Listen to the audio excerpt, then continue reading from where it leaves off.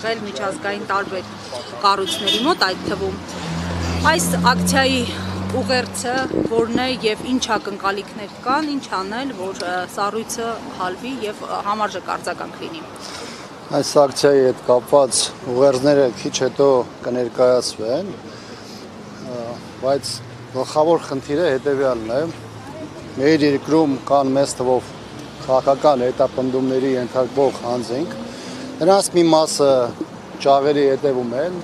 նրանց մյուս մասի նկատմամբ քրեական գործեր կան եւ թեև այս պահին չեն գտնվում բանտերում, սակայն տարբեր ապօրինի գործերը շարունակում են կախված մնալ։ Երկրորդ բլոկը, որը անմիջապես վերաբերում է այս ակցիային, վերաբերում է Բաքվի բանտում գտնվող մեր հայրենակիցների խնդրին, թեև հայտարարվում է 23 հայի մասին, Ադրբեջանը 23-ի մասին է հաստատում, բայց իրականում պատերազմից հետո տարբեր փաստերով ամրագրվել է շուրջ 8 տասնյակ հայի ադրբեջանական վերահսկողության տակ գտնվելը, որը Ադրբեջանը մինչև այս պահը հետքում է։ Ինքս կարևորում եմ նաև այս խորհրդանշական օրը տարբեր ուժերի, նաև հասարակական կազմակերպությունների կողմից այս թեմայի հետ կապված ամրագրումները, որտեղ սա այն հերթական օրերից է, որ նմանատիպ ակցիաներ իրականացվում են։ Բարեբախտաբար պետք է նշեմ, որ միայն խորհրդանշական օրերը չէ, որի ժամանակ հիշում են մարդկանց կամ այդ մարդկանց գոյությունը, տարբեր ուժեր, տարբեր գործիչներ, տարբեր ֆորմատներով անընդհատ հիշեցնում են ոչ միայն Հայաստանում մեր հանրությանը, այլ նաև միջազգային կառույցներին, ոչ միայն այն մասին, որ մեր երկրում կան այդպիսի կարգավիճակ ունեցող մարդիկ, կամ ոչ միայն այն, որ Բաքվի բանդերում հայեր կան, այլ նաև հիշեցնում են միջազգային տարբեր կառույցներին իրենց լիազորությունները, իրենց գործառույթները եւ իրենց առաքելության մասին, որոնք հրճակվում են, սակայն ընտրովի են կիրառվում։ Ինչու են ընտրովի կիրառվում։ Գիտեք, տարբեր կառույցների դեպքում տարբեր են, հիմնականը, որը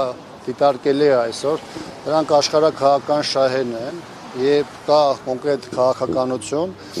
որը դիտվել է 2018 թվականը լրիվ այլ ձևով, 2018-ի այդ իրադարձությունից հետո լրիվ այլ դրսևորումներ է ստացել եւ միևնույն իրավիճակի, միևնույն իրադարձությունների հետ կապված Եվրոպական միության եւ տարբեր միջազգային կառույցների մոտեցումները եղել են եւ ուշադրությունը եղել են տարբեր։ Այն որ այս տարիների ընթացքում, այս 7-8 տարիների ընթացքում արձանագրվել է Հայաստանում, սրանք աննախադեպ են եւ վերջին երրորդ հանրապետության 3 տասնամյակի ընթացքում պարզապես չարձանագրված։ Կան օրինակներ, որոնք որևէ պայմաններում ամենածանր իրավիճակներում, նույնիսկ 90-ականներին, երբ որ նոր էր երրորդ հանրապետությունը ձևավորում, նույնիսկ այդ ժամանակ իրենց արձանագրումը չեն ստացել եւ մեծ թվով կառույցներ, որոնք միջև այդ շատ չնչին կամ նույնիսկ իրավական որևէ կոնտեքստ չունեցող թեմաների շուրջ մշտական հայտարարություններ են արել 2018-ից հետո կամ ուշադրությունը կտրուկ նվազել է կամ դրանց նկատմամբ ուշադրությունը առհասարակ չի եղել։ Պարոն Աբրահամյան, եւ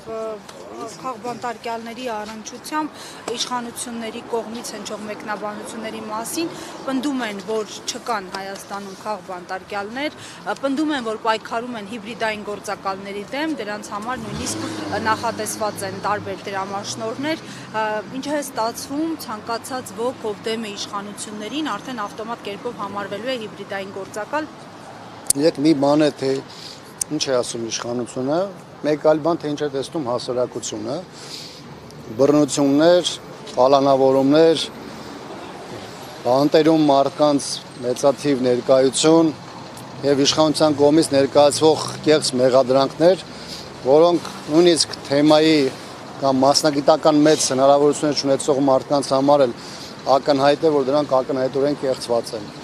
Ովքեր խոսում են բաներ, որոնք տարբերվում են իշխանության մոտեցումներից, դիրքորոշումներից, միանգամից հրճակվում են հանցագործներ, դրանց տարբեր պիտակներ են կպցնում, իրավապահ համակարգը աշխատում է այդ ուղղությամբ եւ այլն, եւ այս իրավիճակում կրկնում եմ, հանրության համար է արդեն ակնհայտ դարձել, թե ինչ է իրականում տեղի ունենում, ում հետևից է գնում իշխանությունը, որովհետեւ իրական հանցագործները վխտում են փողոցներում, մեր պետության դեմ հանցագործություն իրականացած իշխանությունը նստած է իր աթոռներին եւ այս պարագայով սա մի բան է, որը շատ ավելի ակնհայտ է դարձել մեր հասարակության շատ մեծ շերտերին։ Պարոն Աբրահամյան, եւ քանի որ այսօր մարդու իրավունքների պաշտպանության միջազգային օրն է,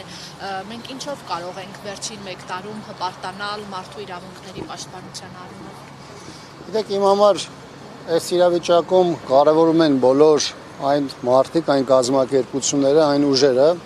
որոնք չեն հանձնվում, ովքեր շարունակում են աշխատել զեկույցներից մինչև հրապարակային խոսք, որտեղ մեր օրերում, երբ որ ազատ խոսքը դարձել ըստ էության այս իշխանությունների համար պատժելի, յուրաքանչյուրի ըմբոստության արտահայտումը եւ իշխանության այս մերժողական քաղաքականության դեմ պայքարելը յուրաքանչյուրի պարագայում է դարձնում է մեր իրականության համար բավականին դրական։ Այսօր արեք նաեւ չմոռանանք, որ նաեւ Լեռնային Ղարաբաղի Հանրապետության Սահմանադրության օրն է, սա հանրաքվեի օրն է առաջին հերթին, որը հետագայում նաեւ Սահմանադրությունը ընդունվեց եւ սա մի թեմա է, որը իշխանությունը հետևականորեն փորձում է փակել, սակայն դա որևէ ձևով նրան չի հաջողում, որովհետև միջազգային իրավունքը այն ինչ որ սահմանում է, այն ինչ սահմանվել է ինքնորոշման իրավունքի սկզբունքի ձևով, դրանք 3 տասնամյակ եղել են իրականություն եւ թեև Լեռնային Ղարաբաղի Հանրապետությունը պաշտոնապես չի ճանաչվել, սակայն եւ բանակցային գործընթացը, որի փաստաթղթերի մի մասը իդեպ վերջերս հրապարակվեց, եւ նաեւ process-ի ողջ ընթացքը ցույց են տվել, որ Հայաստանը, Արցախը եւ Մինսկի խմբի համանախագահ հիմնական երկրները, որոնք նաեւ ՄԱԿ-ի անվտանգության խորհրդի անդամ 3 երկրներից էին, Միացյալ Նահանգները, Ռուսաստանը եւ Ֆրանսիան, ունեցել են մոտեցում, որի հիմքում ըստ էության Արցախում ազատ կամարտայության իրականացման միջոցով պարտադիր իրավաբանական ուժ ունեցող հանրաքվեի գաղափարներ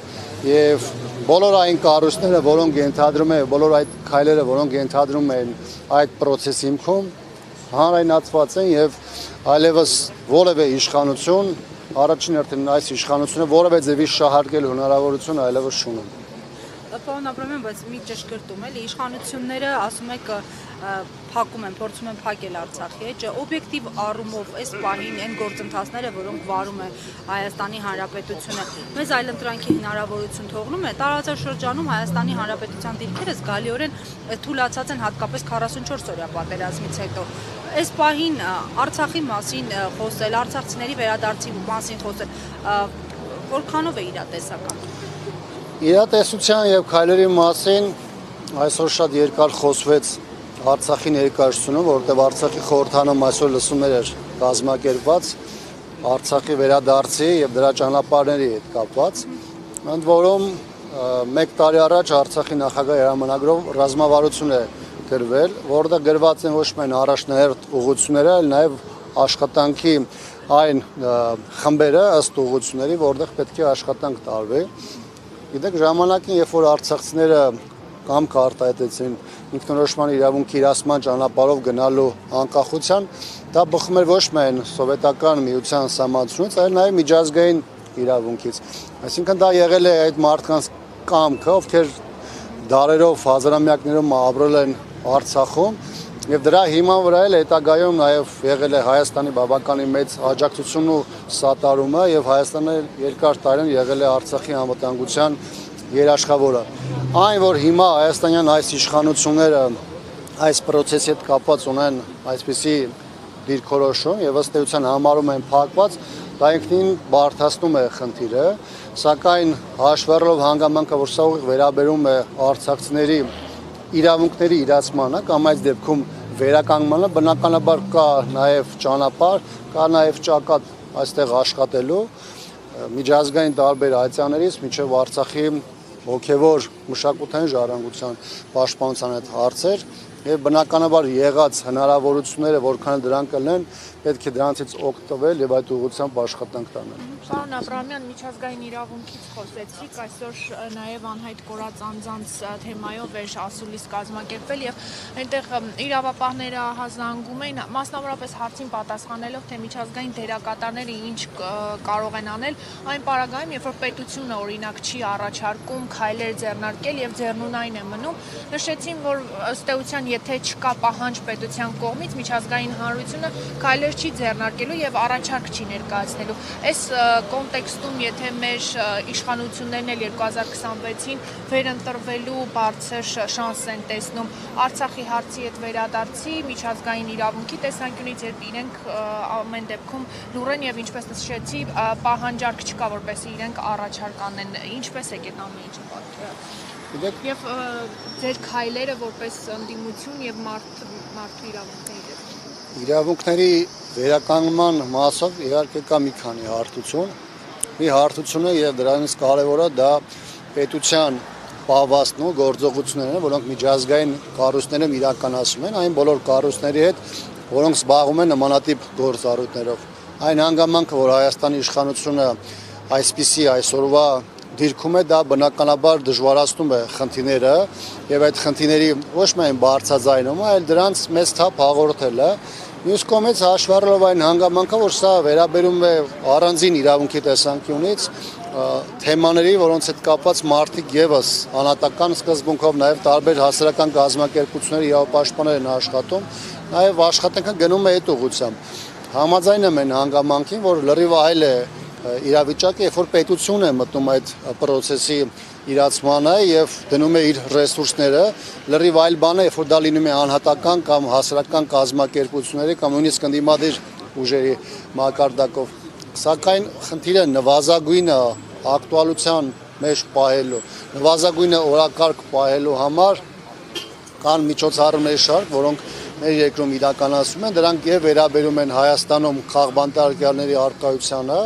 եւ իշխանությունների կողմից բռնությունների ճնշումների կիրառմանը եւ երկրորդ հարթությունում դրանք վերաբերում են Բաքվի բանտում գտնվող հայերին եւ նաեւ այն հայերին, որոնց հետ կապված Ադրբեջանը հաստատում չունի, բայց ինչպես արդեն նշեցի, տարբեր